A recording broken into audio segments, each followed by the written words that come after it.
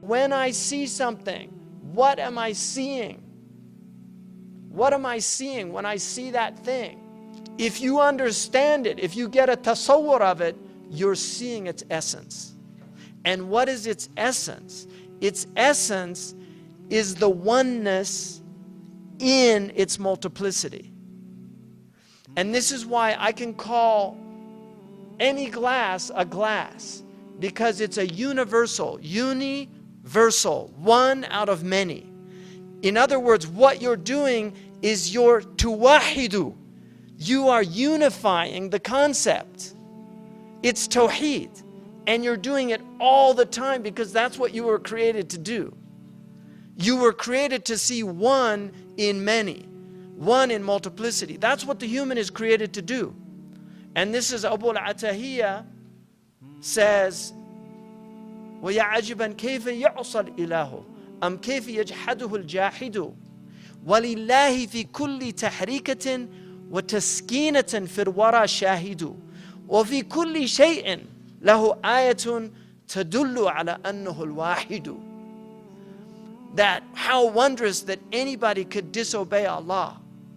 How strange it is that anybody could disobey Allah. وعجبا كيف يجحد كيف يعصى الإله أم كيف يجحده الجاحد. Or how could an atheist deny him?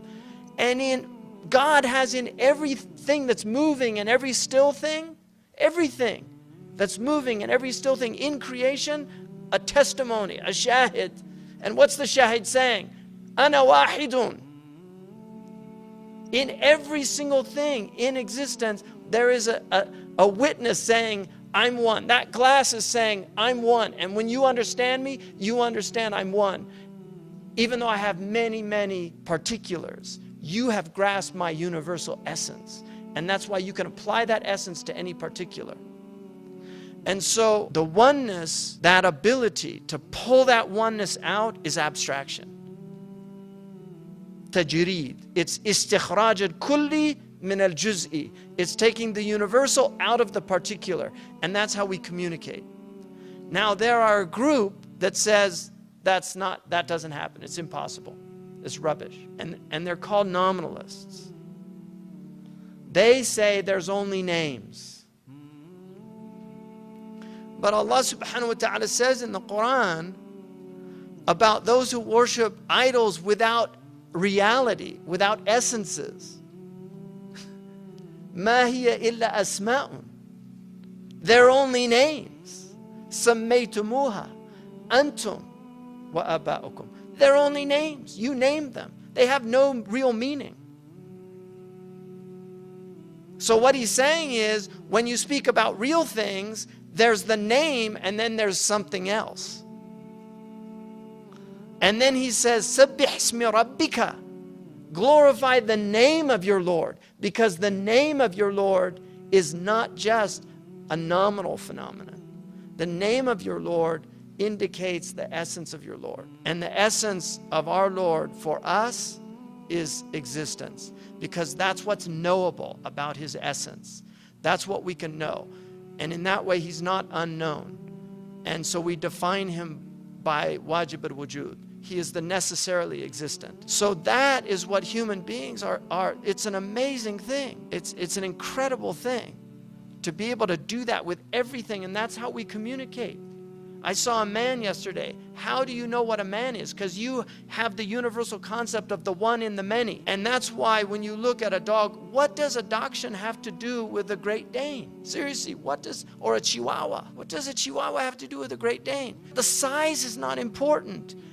They share the same essence, which is that they have dogginess. That's what it is. It's dogginess. That's what we call the abstraction. We use words that end with S, happiness, dogginess, or TY, beauty, humanity. These are all talking about abstractions. Nominalists deny their existence. They say they don't exist. Conceptualists it's a nominalism light. They say that we'll accept that it has a kind of mental existence, but it's not real. And so nominalists will argue that there's no universals. The Kantian version of it is that our mind just tricks us into lumping you all together. But the reality of it is you're all just separate little entities that have nothing to do with each other. It's just the mind plays a trick on you. And this is the same argument that Dawkins used about evolution, the selfish gene, that all these things, design it's all a trick. There's not really design out there. If you really understood it, you'd understand that it's all randomness. It just looks like design. I mean, these are their arguments. This is the aqidah to shaitan. Just because what does shaitan do when he sees Adam? What does he say? What does he say when he sees Adam? Like he's told to bow down. Why won't he bow down? He's made out of water and earth. He couldn't see the essence. He's a nominalist. Shaitan is the first nominalist, and it's his creed. He couldn't see the essence. All he could see was the material form. He could not see the immaterial reality, which is articulated in thought and understanding. That he couldn't see it. And that's why these people are trapped in a diabolical philosophy that doesn't enable them, it doesn't allow them to open up to understanding. The scholastics, they said, we understand to believe, and we believe to understand. سَأَصْرِفُ عَنْ آيَاتِي الَّذِينَ يَتَكَبَّرُونَ. Allah, I will remove my signs from arrogant people. And anybody, at least be agnostic and say, I don't know. But no, there's no God. Your imaginary friend. I mean, it's going to be interesting because we're actually going to see them, according to the Quran, going into hell. Because they used to, وَإِذَا مَرُّوا بِهِمْ يَتَغَامَزُونَ. When the believers go by, they're all nudging and look at those idiots. أَنُؤْمِنُ كَمَا يُؤْمِنُ السُّفَهَاءُ. Do we believe like fools believe? It's the same stuff. They say the exact same stuff. They're not even original. No, seriously, they always do the same things. They make fun of believers. And I'm talking about, I mean, these people like Bill Maher, they just, like simple people, they make fun of Mormons and Buddhists and Hindus. And, anybody that has a devotional practice, don't make fun of them. Don't curse the idols of those calling on other than Allah. Don't curse them.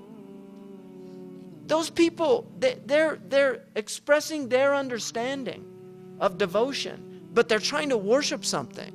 And the Muslim job is supposed to elevate them to worship the highest thing, the only thing worthy of worship. But these people are worshiping their genitals, their stomachs, their bank accounts, their clothes, their cars. I mean, nothing. Empty people, the hollow men, vacuous people. They eat and drink for a little while and then they're gone. And laugh on. Come, let us mock at the great that had such burdens on the mind and toiled so hard and late to leave some monument behind. Come, let us mock at the good that fancied goodness might be gay and sick of solitude might proclaim a holiday. Come, let us mock at the wise with all those calendars whereon they fix old aching eyes. They never saw how seasons run and now but gape at the sun. Mock mockers after that would not lift a hand maybe to help good, wise, or great, to bar that foul storm out of cynicism and nihilism, to bar that foul storm out. For we traffic in mockery. These are the mustahzi'un. Kafaynak al-mustahzi'in. Suffice me the mustahzi'un. Let me deal with the mockers. Don't deal with them. Don't answer them. Don't respond to them. Let them laugh, let them mock on, really, mock on. We're all going to find out. It's either all black or some people are in big trouble, right? It's one or the other. Either something's going to happen after we leave this body. And for me, there's so many indications that it's true and real. And I mean, if you're a believer and are open to it, you'll see it all the time. The signs are all there. Winston Churchill said, most people will stumble onto the truth once or twice in their life, but they'll get up, brush themselves off, and carry on. That's called kufr. Alhamdulillah.